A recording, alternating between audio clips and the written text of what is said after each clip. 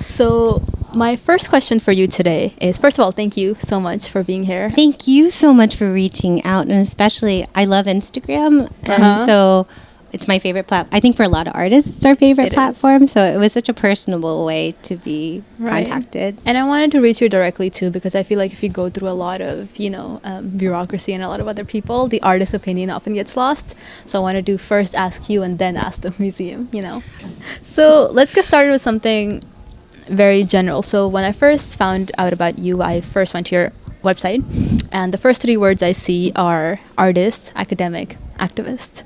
So I want you to talk a little bit about what that means to you and how these roles kind of intertwine with each other in your life. Yeah. So one of the things that so academically, I do a lot of work in critical theory, and a lot of that goes around how do we language things and what is the purposefulness of that? What are the cadences or the charges in our word choice? And even things as simple as like case and capitalization and punctuation, and as we've seen with like the written word and poetry and things like that, it was a very intentional choice. Like I'm fond of the language of artivist, right, which uses both activist and artivist, but I think there's something about making the choice to blur those definitions as opposed to very specifically identifying those aspects of your life. And I don't know if this to me, I think you can tell that I don't put spaces.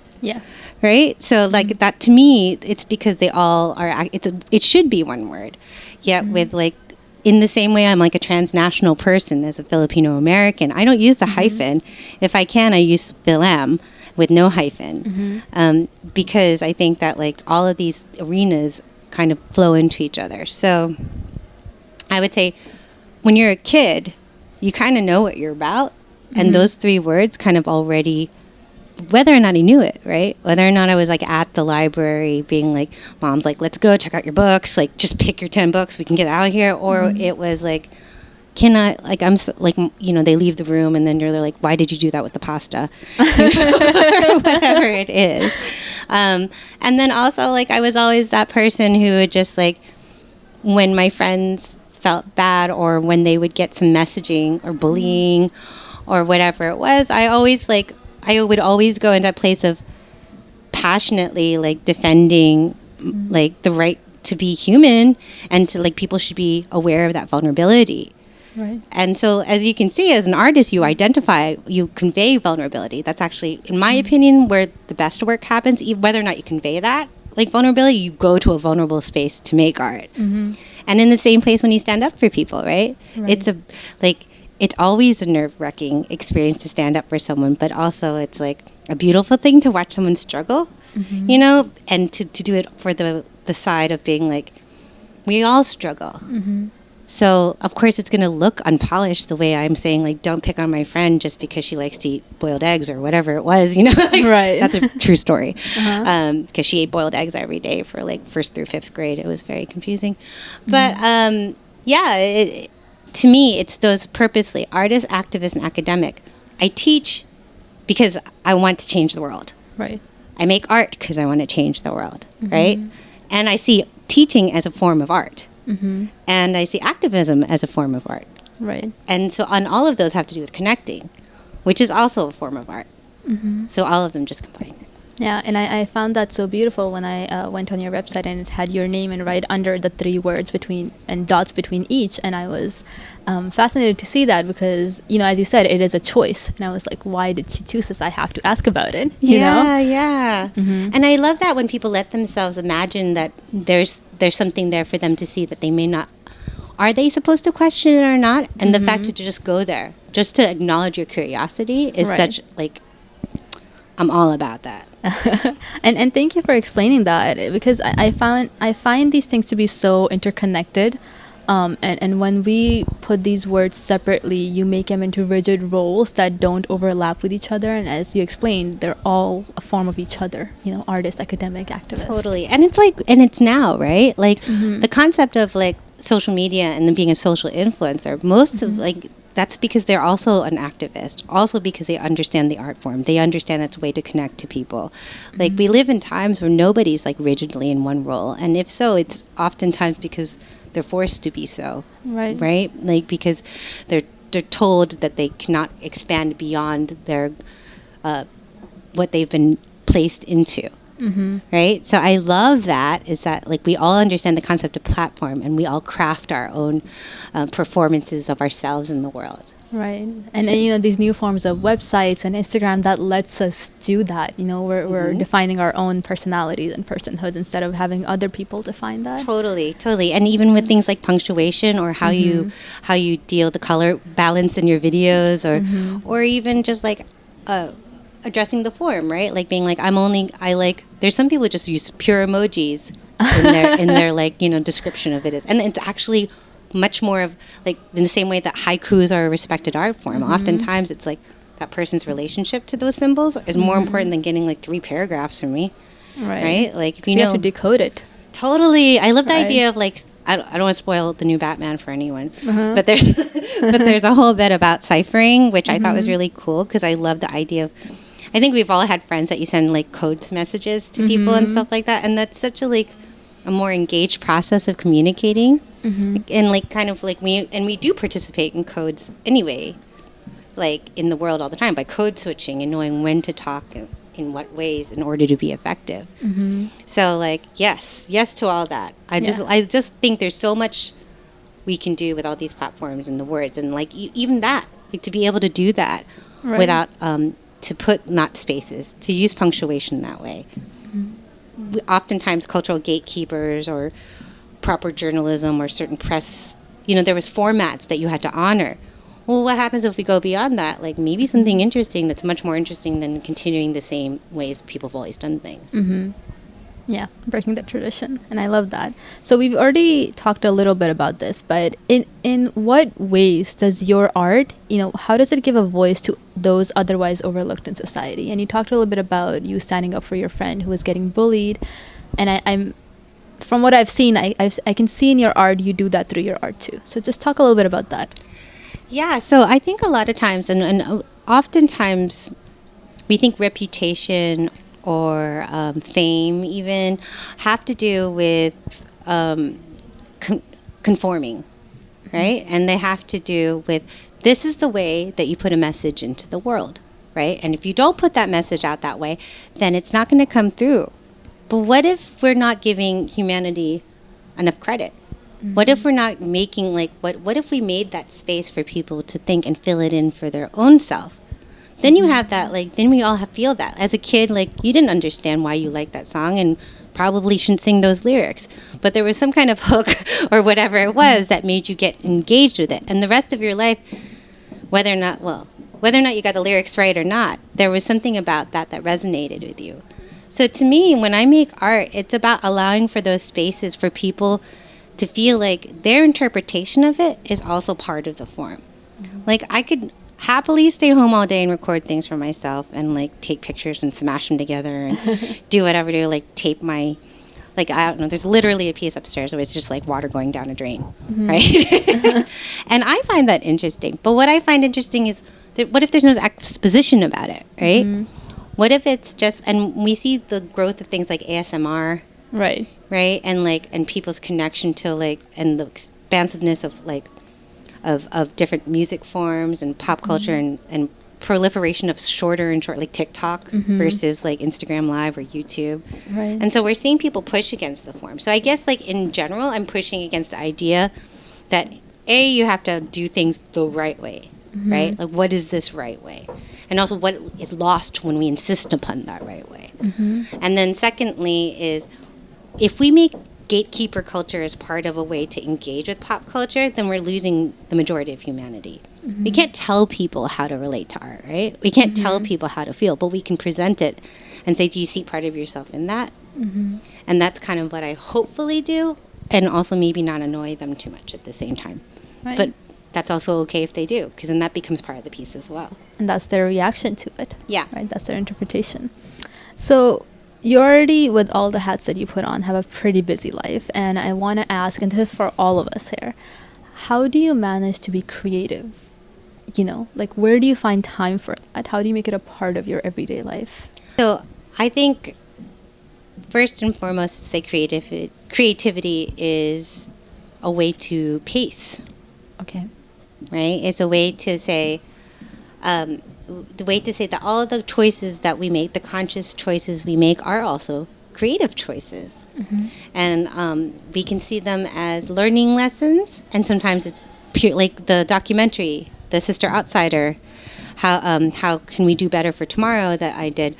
It's how do we fail better? How do we reflect on our mistakes? And if we see all of these things, and the creativity is part of our everyday life, it's also looking at the way you pour your coffee in the morning, or the way that like you missed your mom and you're going to make sure you're going to call her earlier in the day tomorrow. Or maybe it's creativity is like being like, what if I allow myself to close my eyes and experience this silly reality show?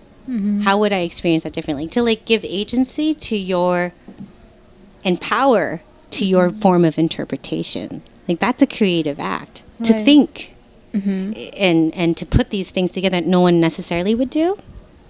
Like that's a creative act. Yeah. So. And that's a very different definition from what I think I've grown up believing, that you're creative when you sit down on a desk, you have a piece of paper in front of you, and you draw. Yeah. That's where creativity flows out. Or you're writing. Yeah. In front of a typewriter, in a really dark lit room by a candle. Yeah. But the way you explain it is, it's everywhere. You just have to see it. And it's one of those things too that once you start seeing that everything you do has the capacity or already is a creative act, then there's more capacity of it taking form or manifesting into something that someone else can appreciate, because you didn't already filter yourself out of the possibility of that.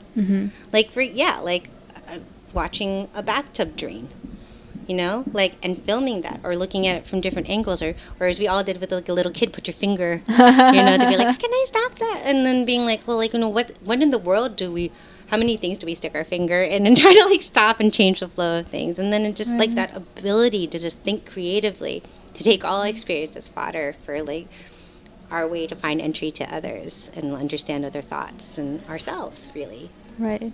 So I don't know if, like, to tell you the truth, in some ways, if I were like grading what I just said, I'd probably say I didn't answer the question and give myself a C- on that. But I'm insistently really think that there's nothing that I find more saddening than people who discount themselves from even seeing themselves as an artist or a creative thinker. Like sometimes being an artist is just being able to think about the world differently. It hasn't even reached its form of like picking up a brush, or like in installation work, like throwing things on the floor and seeing what that might look like, and actually allow that just you being present, thinking artfully, is enough for it to be something. Right. And so like I guess that's also the what I kind of like try to contest when I do artist talks or things like that. And I'm like, well, like who told you weren't an artist when you like mashed that banana? Right? Or who told you weren't an artist when you sat with your friend and you didn't know what to say, but you just held their hand a little bit longer until they felt better? Yeah, it just doesn't have to be any of those rigid definitions that we grew up with or we know in our traditional settings. And I think if I were to grade you, and I'm not an educator, I would definitely give you an A+. Oh, okay, I'll take it, because I'm also like, I love getting good grades. Yeah, I love that too. So while we're on the topic of being an academic, you recently published an article in the winter 2022 issue of Art Lines, the journal of the Women's Caucus for Art. And I want to talk about that piece a little bit more, because it's your latest work. And I couldn't really find a copy of it anywhere. So even though... No. Yeah. Oh, I thought the download link, was it not working, the one on the post? I'm not entirely sure, but I was trying to find it and I couldn't. I was like, I'll just ask her about it. I'm seeing her in person. Okay, great. And I also if you'd like, also, I did present it at a conference, so there is a talk version of it. Awesome. Too. Perfect. So, I'll try to find it after this. Cool. Yeah, so that piece... So one of the things I do with it's a concept of art writing, right? And also, like, it kind of goes back to, like, what if people know, like, ethnography or reflexive ethnography, placing yourself in your work. So oftentimes I switch voice quite often even in academic writing, and I'll use things like change the font or use like section breaks or whatever it is in order to say that all these things that I'm doing and thinking and writing and making can fall together even if you don't see it the eye. Like I hope they get to the conclusion that they understand what I'm doing, that we're on a journey together through my not crazy, but like more so energized way of approaching concepts, right? And placing my stories, my experiences, my firsthand experiences into it. So that article was about, it's 2020. All of us had stuff planned. Pandemic was not going to, like, we all knew this was going to happen to 2020. 2019, we maybe could have turned around, but maybe we couldn't, who knows, right? But regardless, we were in lockdown. So what do we do? And how do we think and how do we be in that time? Also as artists and also as women, career women, and people who felt like they worked really hard or whoever it is. Now all of a sudden you just have to stop, right? Or you have to somehow transpose what you do to an online platform or to some type of live streaming. And I kind of was like talking to friends and I was like, are you, like, how's that working out for you, right? Like, and they're like, it sucks, right? Like a lot of, especially musicians, they're like, because you know whoever's listening to whatever you're doing, you don't know what kind of computer speakers they have at home. You might not have a studio that's right for that. Your work, like my work, does have room for like, movement, but some people are very intentional about the way they compose things, right? So like that was definitely a challenge. And people were like, are you going through this too? And it was like, I was just reviewing my text messages. I was reviewing my emails. I was looking at festivals being put online. I was looking at like exhibitions. How do we transpose that to like a gallery exhibition online? And how do we say that other than what event, like how it looks differently, how does it feel differently?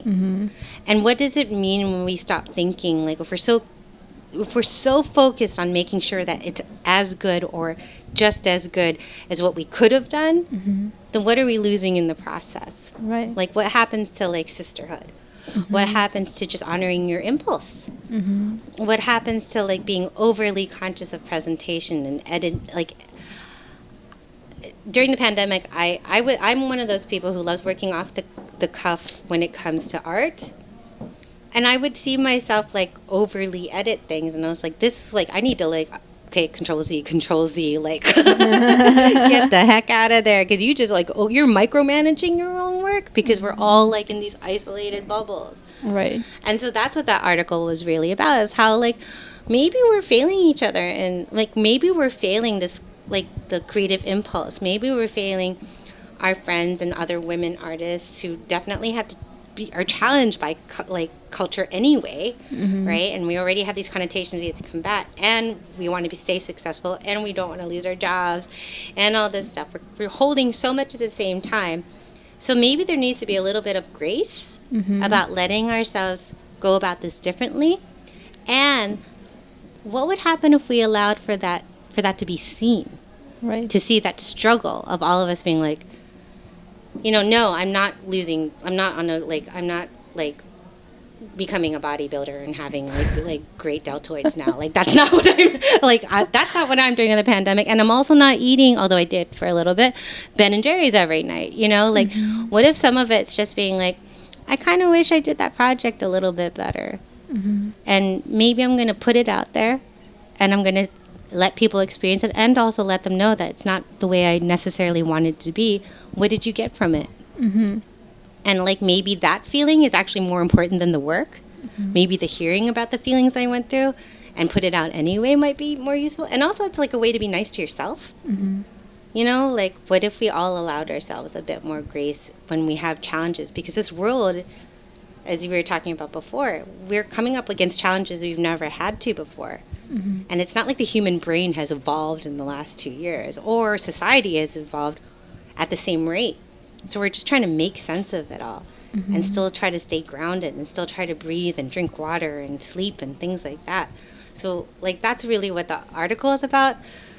I don't really know why the Women's Caucus of the Arts, like I was really pleased that they were interested in it, because it's also like an essay, but it's also academic, because I also cite some other authors and like about how some of it also was not like really at a disservice to like disabled folks, and like it was really a disservice to people who were like having mental health struggles, because all of a sudden they had to act like it was like fine, right? But like they're not. They're working more than they ever did before, Right. and then except for they're wearing pajama pants, but like that doesn't really help that much.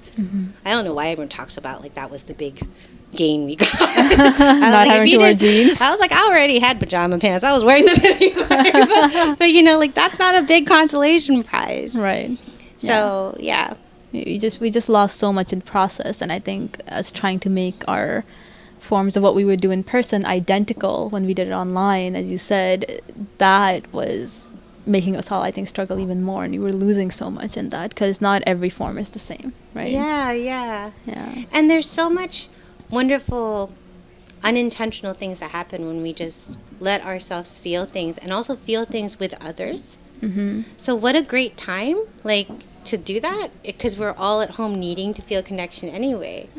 So maybe it's not about like what are we going to do when we get through this. It's like, what are we doing right now just to feel okay right now. Right. And that this is actually the conversation that we had in our previous episode about how do we deal with the uncertainties of our life, is to take control of what you do have, what you can. So you said, eat, sleep, breathe, do what you can at home, do what you can to fundraise or help or volunteer. Yeah, or even just like, people who never painted before, Exactly. or people who never like. My favorite thing is when people get into like DJing or like use like online platforms, because now they have all this access to these like production tools. So like it's really empowering to like watch how you kind of like, everyone loves making a playlist for someone, right? But like, what if like you go beyond that, you know, and all of a sudden there's time for that. And also, how do you now feel better? Like, to me, like that's part of comforting yourself and dealing with uncertainty. Definitely has to do with like embracing whatever creative impulse that makes you feel more available to yourself, because a lot of times we compartmentalize things in order to function, and it's fine. That's like, I'm not saying it's the best thing to do, but it's also like survival strategy. But there has to be a point where we evaluate that and say like, well, what happens when we do that? And the last 2 years have been fantastic for reevaluating everything. Yes. Very much so. So we are already talking about this a little bit, but how do you think people without a background in art can approach it in a way that allows them to express themselves and give them the grace of, well, it doesn't look like Picasso's art? Yes, You know? yeah. Well, I would have to like, so there's a band called the Linda Lindas that's became popular recently. They did something, I think it was like the LA Public Library. Like they just decided to, like, there's like a bunch of preteen girls, and they were really into punk, and they're riot girls, and it was this whole thing of like, and all of a sudden overnight everyone was like, look at this raw emotion. And also, like, to be fair, let's say like a lot of rock and punk doesn't necessarily require a high level of expertise. It was just raw emotion for girls playing in a library, right? And I think a lot of people felt so inspired by that, and their lyrics were like, you know, like they were talking back at a world that wasn't seeing them or respecting them. And it was like, to me, that's something that I've always been really aware of for myself, which is like, I was always like, always was really disappointed in art classes because I was like, oh, I can't get perspective. Why is the head bigger than the the head is bigger than the entire body, you know? And or I'd be like, oh, I can't mix my paints right. And I was like, so all these traditional forms, I really felt like an exclusionary act to me, because I was like, I know I'm an artist, I just don't art the way you art, but I don't know how to talk about that. Right. And so I was really into collaging, like, and pasting like feathers on like, and beads onto things, and then or like the fashion act, right? You just go into your like parents' closet and you put everything on, you know. and I think that's kind of what I kept doing, is I just go into people's closet. I go into the world and I put everything on, and then run around the room and see what falls off, you know, Right. and then work from there. So I would say that to people is like, don't underestimate that your instinct, your creative instinct, isn't already the most powerful act of your art making in itself. Even if it doesn't come to a fruition, if it doesn't come to a full project, it doesn't necessarily make it less of an artful act. In some ways, and in its unfinished edges, it's more artful because you're so present to it. And also, to give yourself grace, also to acknowledge that we're all dynamic people who are growing and changing. So your art is going to grow and change too, right? Like, how much would that suck if you would get like judged on something that you said 10 years ago for the rest of your life? Well, we don't do that, right? We allow people to be like, oh, I haven't seen you in forever. Tell me how you are today. Right. Right? But like, what if we allowed that with our art too? Be like, oh, like, I haven't seen your paint, like, and then be like, oh, I haven't painted in years, but I did, like, you know, make this totally, like, I made this TikTok, and, like, look, I created Renegade, you know, whatever, you know, whatever it is, right? So that's what I would say. And I would also say, like, don't underestimate what could be artful. Like, sometimes, like, I've seen some really great art about people just, like, talking about how much they love eating ice cream. I love ice cream. Yeah, and I think everyone's just like, what is that? What is it? And it's like emotional, and then like taking the time to language and think about these moments that we all have, and then you're like, wow, like that's artful. Like, or even to give it language, or even like, what does it sound like to feel loved, right? And be like, oh, well, that's why I love this harmony, and that's really great. Or maybe it's just the sound of harps, or maybe like I love an organ, right? Like the sound of an organ puts me in a place of recognizing that there's something outside of this world, right? And art allows for that. So that's what I would say, is that you probably are an artist. It's just whether or not you let yourself be comfortable with your art being wherever it's at. Yeah, that is brilliant advice, and I think that's the perfect advice to end our episode on today. So I would just like to thank you for taking your time out of, you know, this meet and greet that is for you. Of course. Well, I'm very happy to sit here and chat with you both all night. And also, like, if you have any questions or anything else, if you just, I'll send you the article too. Got it. Or if any follow-up things, I'm also happy to do that as well. Because Yeah. I also understand how that can work too. Yeah, we can definitely stay in contact with you. So thank you so much. We really appreciate it. And thank you for listening, Observing Fullerton. Thanks.